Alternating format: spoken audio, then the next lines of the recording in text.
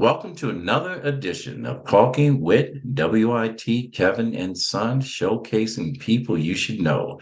This episode is brought to you by R&K Productions and the 10 United Podcast Network. Through the power of our story, our mission is to uplift and share your voice, inspire, share experiences and perspectives using the framework of teaching, learning, and modeling. Our purpose is very simple: creating hope, helping other people every day. That's my one word. So check this out. Whatever your objective is, successful people like my guest has created a framework around their day-to-day lives that they either enhances their life or they pour into other. Today's podcast will reveal the secrets of a highly effective life. Today's guest will share with you simple and doable steps as to how she turned bad habits into good habits, mastering small behaviors that led to big outcomes. Today, we'll be talking about the habits of a highly successful person. Now, this is a personal friend. All right. She goes by a lot of names, but today I'm going to call her something special. I'm going to go hashtag gift. Our guest is a very successful lawyer, but to her friends and family, she is also the founder of an empowering platform that energizes thousands of individuals through the power of media entertainment. Her home base is someplace in sunshine in Florida, where the air is clear, the water is nice and warm, and the sunset rises and shines on her. She is also a professor and advisor of and member of the Z School. When I speak on the topic of the company you keep, today's guest is one of the most successful networking agents or people that I know. Our guest is a powerful, influential speaker, motivating her audience and her guests um, in the best way she can. She is a force to be reckoned with. So, check this out. We're going to learn her story. We're going to learn about her mission and how she created the laws of life. We're going to learn her purpose of laws of life. And if you stay with us long enough, she may share her top 10 secrets on how she created the most powerful relationships. Today, let me welcome a good friend, someone I'm very proud of and proud to know to be in the circle of my friends. And am adding her to the top 100 people and their secrets to their success? Let me welcome Esquire, Blanca Greenstein. How you doing, Miss B?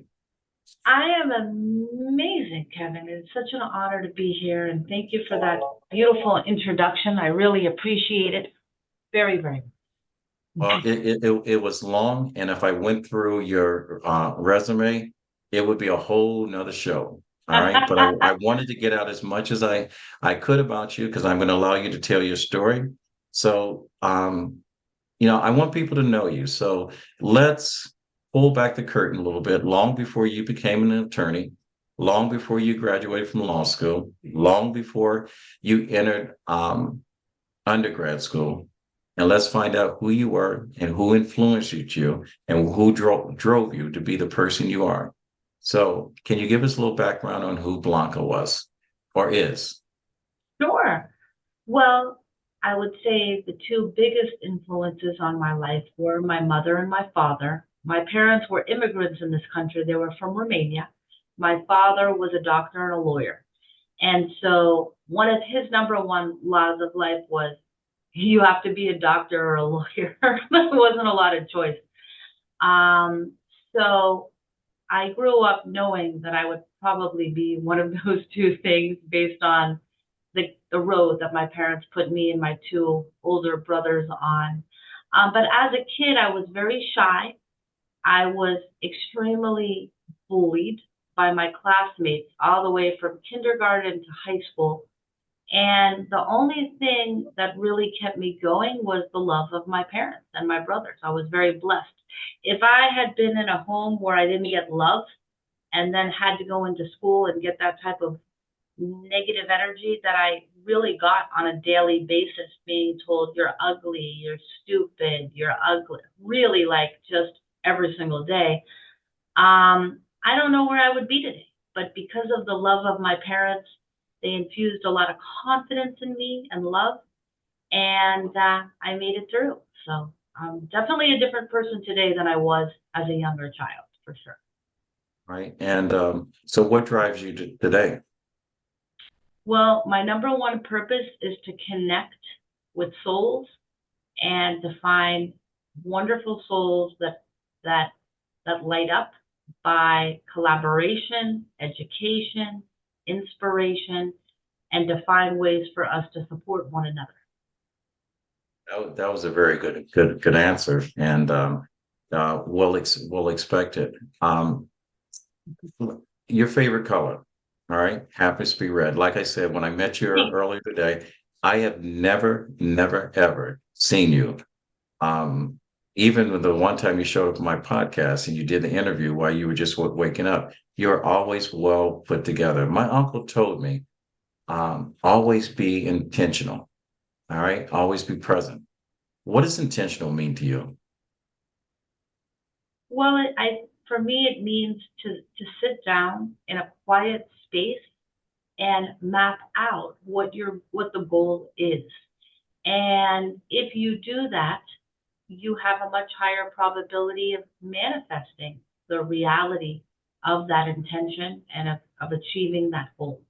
So intention for me is really thinking through, planning, but also not waiting for perfection, right? Because getting it done is more important than perfection. So I would say it can be a fast intention, but there should be some element of planning and strategy in getting it done. Now, you're also extremely popular. If you go on your social media page or any of your pages, you are always surrounded by great people. Through you, I've been connected through some wonderful people. I love Johnny. I miss him, and thank you for that introduction. But I also know that when you get to the level that you're at in life, people are always pulling for you, pulling at you, not pulling for you. Um, and I know with me, if you ever look at the bottom of my email, I always say that you're only as strong as your last no. What are your non-negotiables? What are your things in life when people are asking you? Because I know with me, um, if you're pouring into someone, then I'm excited about it. If you're taking away from someone, then you lose my interest. Um, how strong are you when it comes to no? Do you say yes to everything, or are there limitations of things you would do and what you won't do? Definitely don't say yes to everything. I try to think things through and really take the time because when someone does ask me something, I do look at it as a possible step in my journey that's guided.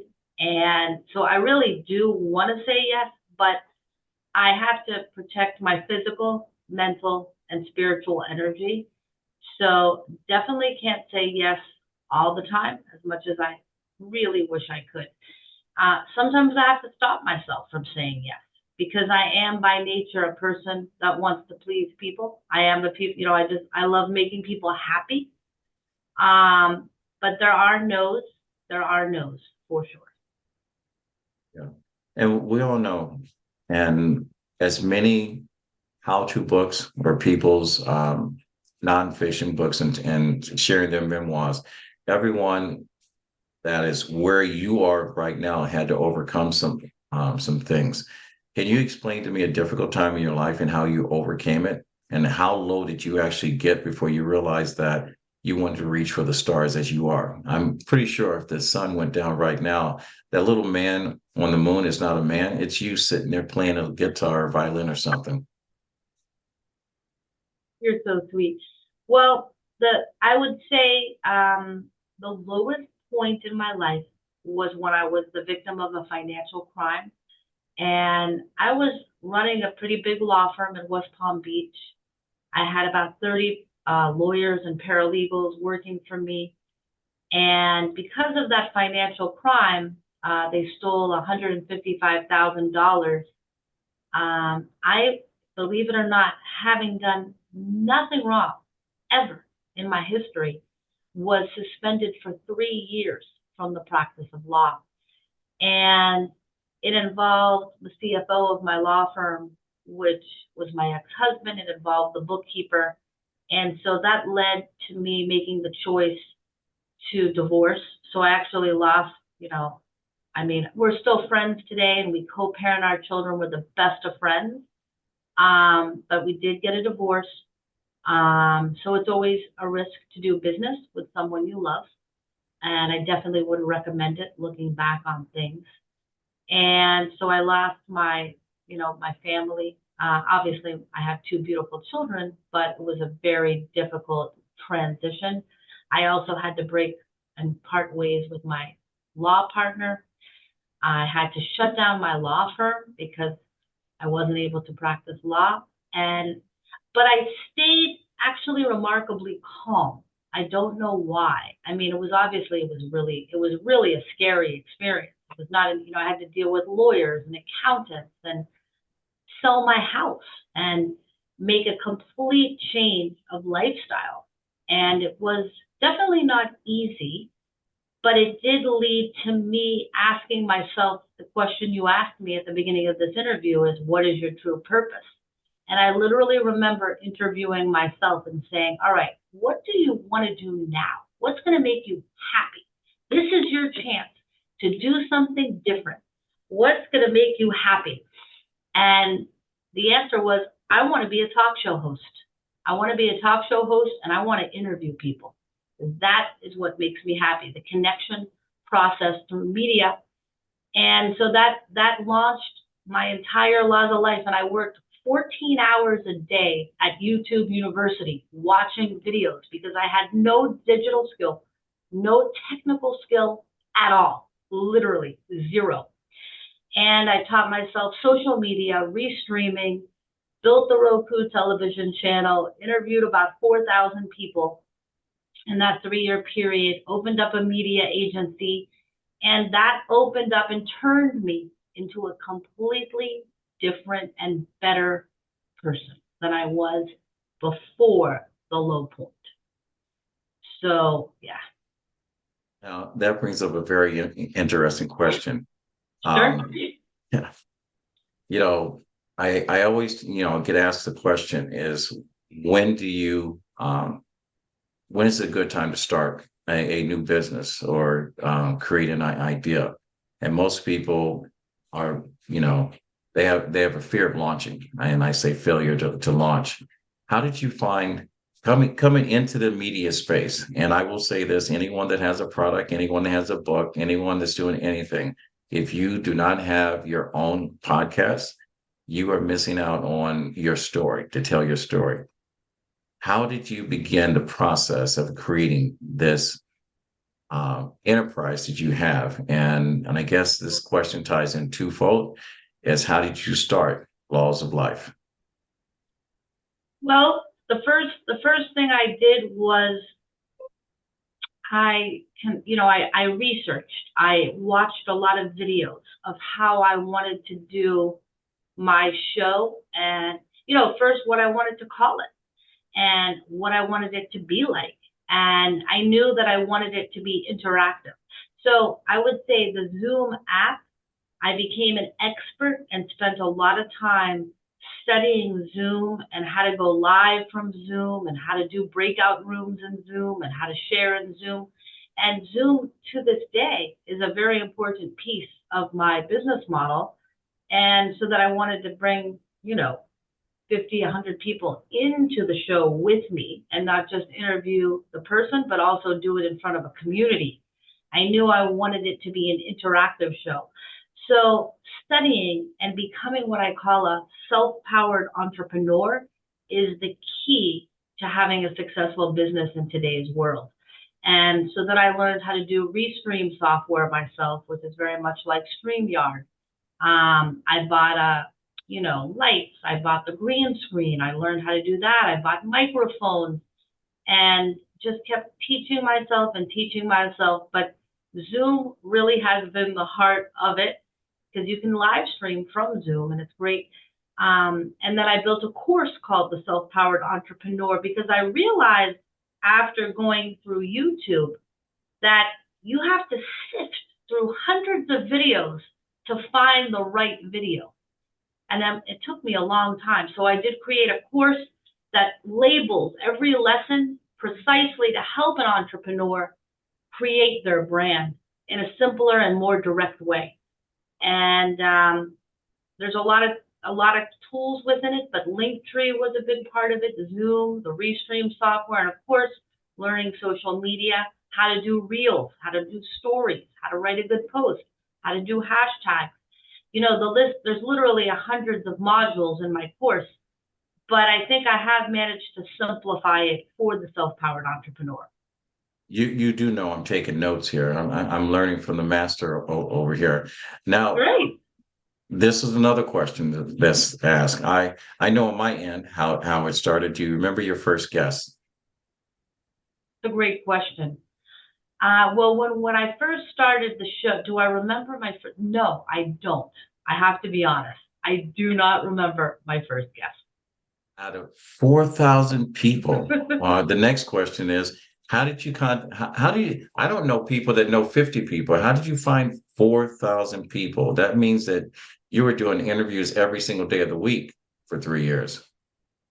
Well, what I did was I created collaborations, and so I recruited co-hosts as well. So I had a radio show on Power FM, 99.9 FM radio in Florida, and I had 6 co-hosts. I had Sunny Arfa, a meditation expert, Rochelle Schwartz, a life coach, Johnny Regan, a vision coach. I had a business investment analyst, Stephanie Klein, who did silver linings. And so those co-hosts also brought in guests as well. And I also produced shows for other entrepreneurs, and then I would meet those entrepreneurs. So that's where the power of collaboration becomes really important, because you can work with other people who bring you guests into and we built the Roku television channel, and also networking, and also email retention and building your list, as they say, is one of the #1 rules. Every person I've met in the last 25 years is in my MailChimp email. So, and social media. So through all of these vehicles, there's never a short, everybody wants to share their story. And so that part wasn't hard at all. Well, now this is going to be probably the toughest question I'm going to ask you. And I have a couple. And before I ask this question, how do people reach you? The best way to reach me is on my cell phone, which is 561-543-9040, or follow me on Instagram at Blanca Laws of Life and drop me a DM. Those are the 2 best ways. Right. So when I'm teaching podcasts, most people tell you that your first couple of interviews are basically the worst interviews that you've had, but you've had 4,000, and you're so good that you don't even remember your first guest. But I do know we remember more bad experiences than we have great experience. Now, I'm putting myself out there because you've interviewed me, and in the event that when I ask you this question and my name pops up, I'm in therapy. I'm in therapy over this. Do you remember your worst interview? I'm not saying your worst guest, your worst interview, because I know I have one. The worst interview that I ever conducted? Yep. Well, I'll tell you this. I have to say that I've been blessed. I haven't had any bad interviews, but the one that I was the most nervous for, that I was breathing so hard, I thought I was going to have a heart attack. I literally thought I was going to die, was when I interviewed one of my heroes, Nancy Grace, who interviewed my father over 100 times because of his involvement as chief medical examiner in the Anna Nicole Smith case. And I called up Nancy and asked her if she'd be on my radio show, and she agreed. And literally, I was sweating. I was so nervous. I couldn't even hear what she was saying. I was just very nervous. So that was the toughest one for me. So you're a human. We all talk about our why. I'm going to ask you 2 questions, and define this for us. What's the difference between passion and purpose? Well, that's a really good question. I don't know that I see a lot of difference between the two because I think if you have a purpose, you have to have a passion infused behind it. Because if you have a purpose without passion, I don't believe you're going to be able to be consistent in that purpose. My purpose is to connect with other souls, as you asked me at the beginning, and I'm so passionate about it that it's not work for me. It's a pleasure. And so if you've got the passion, you want to do it, and therefore your purpose becomes easier to achieve because you truly love it. So I think passion is the fuel that gives you the love to achieve the purpose. That's probably the difference. It's like purpose is the car and passion is the gas that runs the car. All right. And then again, I am I'm going to say this because people don't know that when you are part of my inner circle, I get up every single morning and I write down the very first thought that comes to my head and I share those with the people that I care about. And you are on that list. I know a couple of days ago, I woke up and I have a deaf dog. And a lot of the things when I'm prepping for an interview, a lot of the quotes that I have, I share that with my deaf dog because I'm hoping through affirmation that one day my dog can actually hear what I'm saying. So the other day that I woke up and I woke up with the thought, it says that happiness is something that you don't search for, it's something that you carry with you. And I sent you over that. What makes you happy? Spending time with amazing people, that connecting is what makes me happy. If I'm connecting, I'm happy. I'm so glad I make you happy. All right. Thank you. I'm on a diet. What's your favorite sweet? Jelly beans. Oh, so you gotta read my book because there's a chapter about jelly beans. No Dating way. with the full deck. You gotta read it, and maybe we could talk about that. Um, you gotta read it. Jelly beans happen to make it in the book, and it's funny. If you were giving advice to 22 young ladies that were about to enter life, either going to college, going into military, going into matrimony, of someone that's just going into life and exploring, trying to find themselves. What advice would you give if you were speaking to a group of 10, 18-year-old females of all nationalities, all races? What advice would you give to someone? Because now, since you're out there, this video is going to become a mentor to someone indirectly.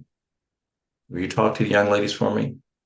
Absolutely. Well, I would say there's so many laws of life to guide you, but the ones that have served me the most are exercise every day if you can. At least take a walk, take a swim, go to the gym.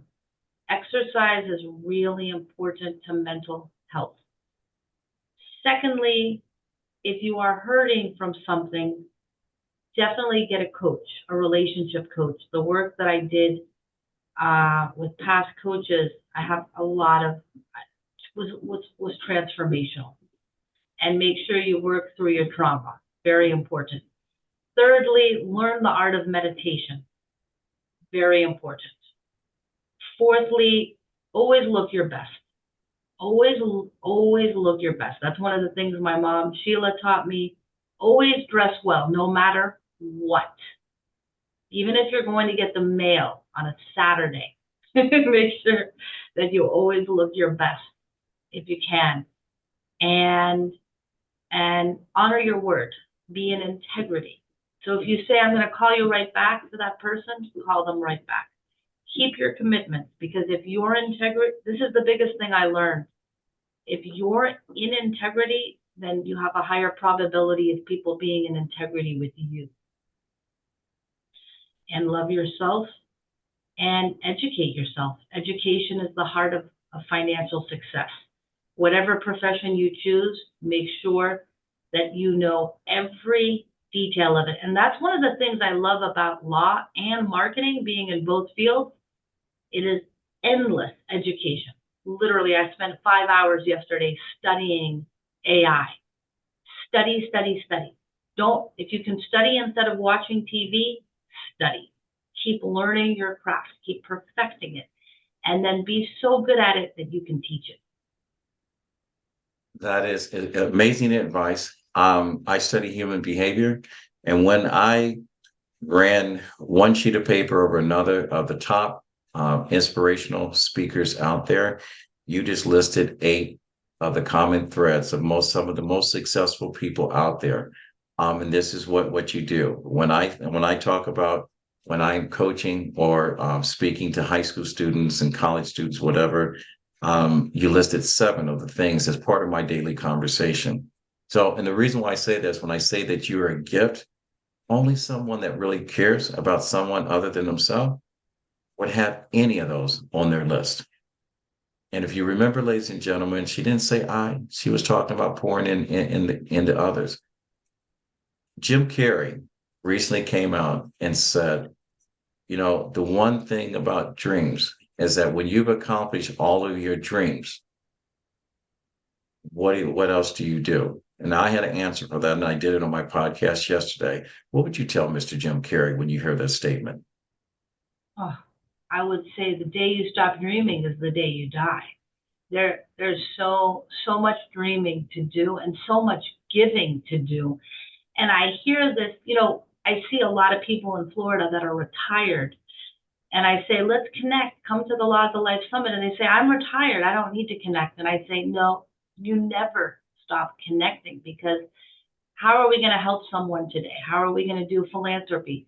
There's infinite charities. There's homeless people that need our help finding jobs and getting educated. There's people, that are starving in the world. Children. There's so many things to do. It's literally infinite. So there's no way I can tell you I will not stop passion behind purpose forever.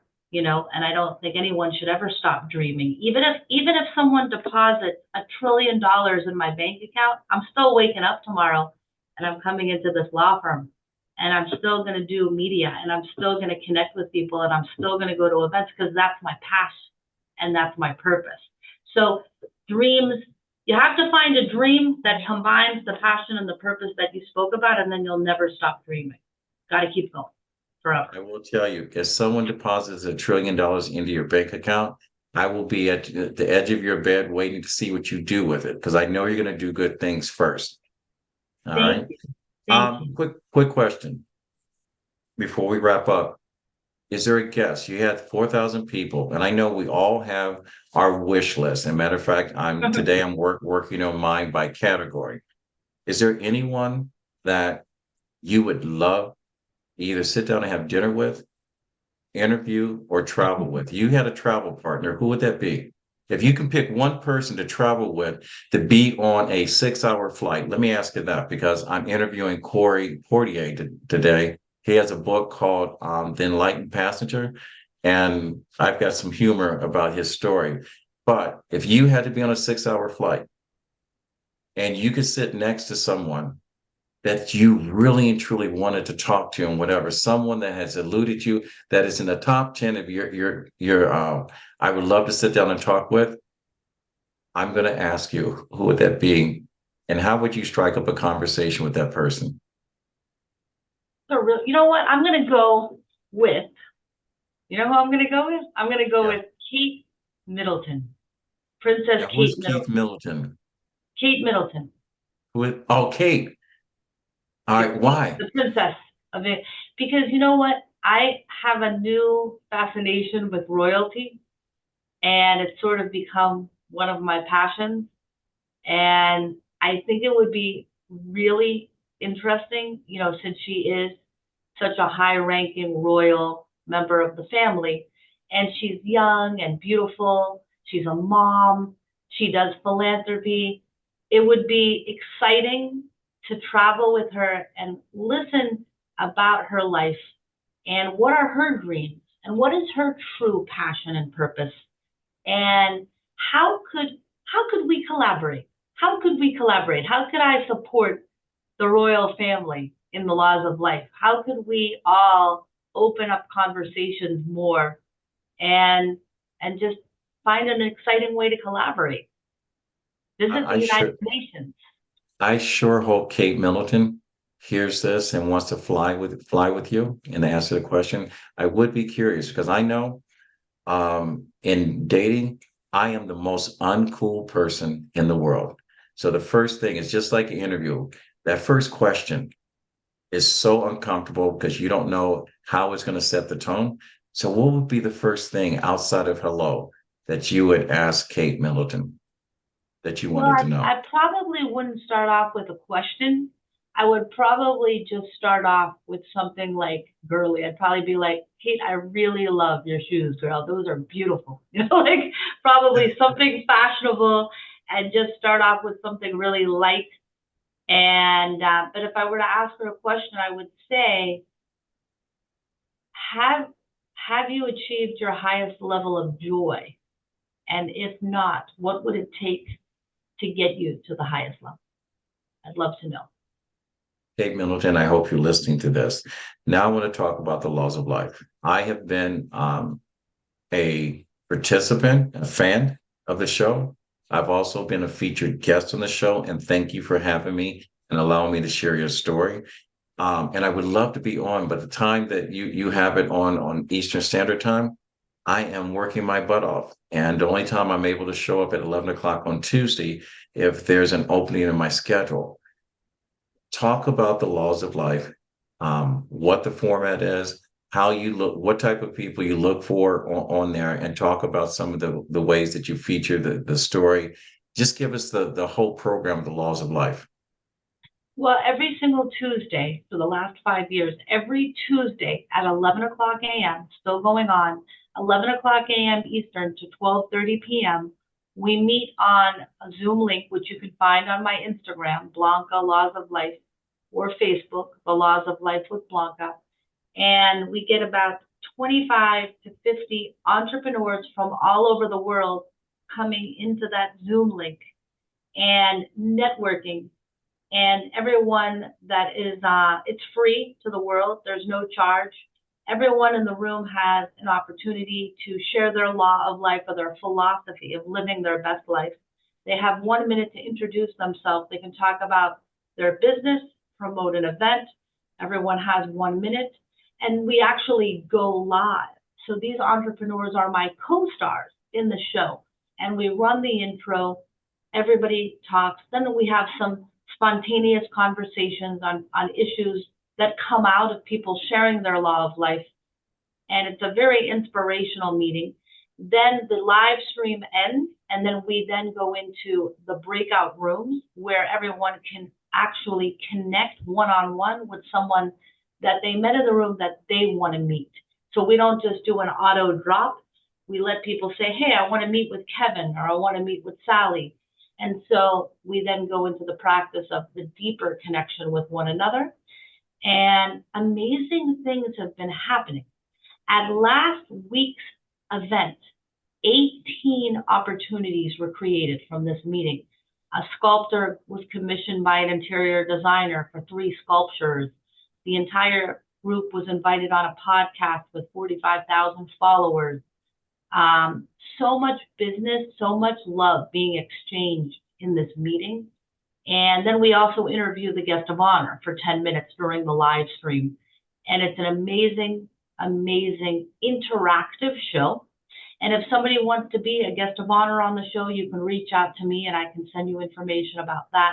But basically, that guest of honor makes 25 to 45 best friends during the meeting. My goal is to literally uplift the guest of honor so that everybody can get to know them and everybody in turn gets to know one another. It's a very connective, engaging experience. Right. I am going to censor a little bit of your conversation for the people that are listening. You'll hear on my show that I always say, I only surround myself with people that have a high call to action. They don't drive by an accident, they stop to help. Blanca is one of those people that are in my circle of friends. The 25 to 50 people that show up every Tuesday at 11 a.m. Eastern Standard Time are like-minded people. If you're one of those people that only take, don't contact Blanca If you're one of those people that are willing to give and open, I'm going to tell you, her cast and crew and her circle of friends, which I'm honored to be part of her circle, are people that are making difference not only in their world, but they're giving back and they're bringing people up. I've seen people that are at the very beginning of their dream, and someone has grabbed their hand and says, "Let me take you through." I love Johnny, one of the most exciting people that I've known. There are people in there that are figureheads that we read about on best-selling books and everything that are part of that. So I'm going to tell you, if you're one of those people that only take and never give back, Bianca's not a friend of yours. This is not a circle for you. Get your feet wet first and then come in. When you find your purpose and your purpose is higher than your bank account, then join this family, because this is a very tight knit group and very loyal group. We don't want to scare them away. Now, I'm going to press you a little bit, okay? Because I'm all about leaving a legacy. But please, how come you haven't written a book yet? The I'm Library of working Congress on it. called me today and says, "Where's her book?" Well, now I'm working on it. The last 7 years since I started the Laws of Life and this journey, it's definitely time with all these interviews and all these Laws of Life summits. And now I'm in the process. I just have completed the chapter of my father, the chapter of my mother, and I'm starting to build the practice of writing the book. And my goal is to finish the book by the end of this year so that it can come out next year. That's my goal. All right, I'm going to hold you to it, and then you're going to have to come back as a guest, and we're going to talk about your book. I'm also going to share something with you that I want to do, and Okay. I don't want to do it for fee. I want everyone to be part of this and donate it to educate some child. I mean, Kyle Wilson is a very successful person, and a lot of other famous authors have put together successful stories that made a difference to other people, and they had to pay for interest in order to have their story in there. But I think if we put together with the circle of friends that we have, and this, together, and we share stories, and we provide the profits of that book to go into a fund that will provide a child that can't afford a college education. I think the law of life, and I think what my grandfather said, "Reach one, teach one," will leave a legacy forever, forever, forever. I'm just throwing it out there, all right? Because I love authors. But I love that idea. this is probably the toughest question I'm going to ask you before we end this interview. All right. I Sure. want you to sit back and I want you to think about this, because at some point we all talk about leaving a legacy. You have children. Now I want you to go with me on here because you live in Florida, beautiful place. And I want you to watch your last sunset. And when you're watching that last sunset on the other side of the world, your children are with your grandchildren. All right. And a bottle washes up to shore. And in each bottle is addressed to one of your children. I need you to tell me by your child's name the note that you would put in that bottle to share or to educate or to inspire per your mission to each individual child. This is your story going forward that will last forever. This is your swan song to your children and your grandchildren. What will be in that bottle for your oldest, and what will be in the bottle for your youngest? What that message? Well, let's see. It may, well, for Leia, who's 22, and just came to visit me from Chicago, I would say, know that you're always loved, love yourself, and just be happy. Be happy and enjoy every minute of your life. And for Elliot, who's 20 years old and also just got his first job, I would say, Elliot, keep making the world laugh. Your sense of humor is your best quality. And keep succeeding and know that you are an amazing person. And that's a really tough question. I'd probably have to put a little more intention and planning into thinking about that message in the bottle, but fundamentally, just be happy. I've spent so much of my life not being happy because worrying about what other people think, worrying about what does the family think, what do the other preschool moms think, what does the synagogue think, what do my coworkers think, what does everybody think, and just fearing judgment so much, fearing judgment, fearing criticism. And now I'm at a different stage where I'm more spontaneous and just be happy. Just be happy because we don't know how much time we have. So that might be the message in the bottle to both of them. Just be happy. Don't sweat the small stuff. Whoever wrote that book was a genius. Yes, Don't sweat the small stuff. Seriously. they were. Another good book is by Dan Sullivan, The Gap and the Gain. So if you get a chance to read that book, great book. Matter of fact, Dan Sullivan, I want to interview him because he's probably putting me out of business because I always talk about the power of your words. I don't list myself as a motivational speaker. I'm a mindset professional, and it just happens to be I talk about the importance and the power of your words. So I am so glad you said that because a lot of times when we get on stage, we fail to recognize or to share the experiences we have in our adult lives. We fail to lay the, as they say, cookies or the whatever it is for your children to follow. They always see us going places, but we never leave anything to follow. And a lot of times we have to look back and reach one and teach one. And the first people that we reach are the people that we bring in the world. The next person that we teach are the people that we connect in the world. And you are such a wonderful connector. Being drop dead gorgeous is not a problem. But being kind and giving back, that's a gift. And I want to thank you for coming on the show and sharing this time with me, sharing your story. I hope to our listeners that we had covered and kept your attention. If not, Bianca, is there anything that I may have missed that you want to talk about, that you want to leave with the audience before we sign off?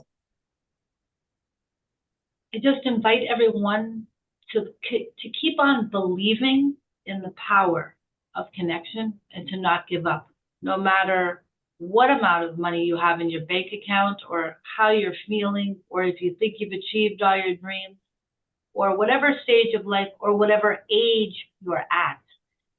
Don't stop connecting ever, and keep finding connection with people and bring them into the Laws of Life Summit, even if you don't feel the connection, because someone else in the community might, and you can really change lives by continuously opening the door to connection. And if anybody wants to meet with me, if I can support you in any way legally, I'm with the firm of Major Peruis in Hollywood, Florida. Happy to help with your legal, happy to help with marketing, happy to help as a friend. Don't hesitate to reach out for any reason.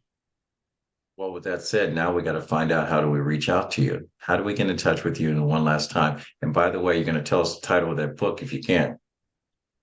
Well, to reach me, you can reach me on my cell number, which is 561-543-9040. Send me a text message or just call me. And you can also follow me on Instagram at Blanca Laws of Life, all one word. And the name of the book is The Laws of Life with Blanca. It will be published by Global Vision Publishing, because Johnny Regan has been asking me to write a book for basically the last 3 years. And we've already done, the cover is done. He's already designed it because he wanted to help me manifest the vision. And we are having, I'm very honored to have him as my publisher because he's been my vision coach. He's a wonderful and dear friend. I love John, and I love you. So hopefully I can say that's probably an HR issue right now in the world, telling a beautiful woman they love you. But I will say this: I accept it. I love you too. If I knew getting your phone number would be this easy, I had to start a podcast a long time ago. So with that said, I want to tell everyone, I want to say thank you, Blanca, for honoring us with your presence. I want to thank you for sharing your story. I want to thank you for listing your secrets to success. But I also want to say I'm honored to be able to list you as one of my top 100 people in the secrets to success of successful people that are living a successful life. So you're a part of the 100 people that I am interviewing this year to be in a very unique class. Like I said, I only surround myself with very special people. And you, I'm going to change special to a gift. You are a gift to this world. And I hope the world returns that gift back to you. I am so blessed to know you. So, with that said, to my loyal fans and listeners, I do hope you enjoyed this episode of Talking with Kevin and Son and the people you should know. And we now know you a little bit better because your story's not over with. And if you like what you've heard, please share this episode. And if you're a person that has a high call to action, and remember this, I have a very select group of people, then follow and share this. But I want you to like and make your comments and how I can do the show better. I'm always open to it. We always know the struggle is never ending. Freedom is never won. You earn it, and it's earned by the next generation. My hashtag is find 1,000 reasons to be kind to someone. My grandfather always said, and Blanca, you live by this. When you get to a point that you can help someone else out, it is your duty to do so. He said, reach one, teach one. And with that said, I'm going to say thank you, Blanca, and please come back again. The seat is open always, 24/7, 366 days a year. Now, I know someone wants to correct me, but I'm adding time onto our life because you have poured into me. So I am growing a little bit more. So I need the extra 24 hours in order to get some sunshine from Florida. All right. Blanca, thank you. And Thank with you. that said, ladies and gentlemen, we'll fade to black and we're out. Thank you so much.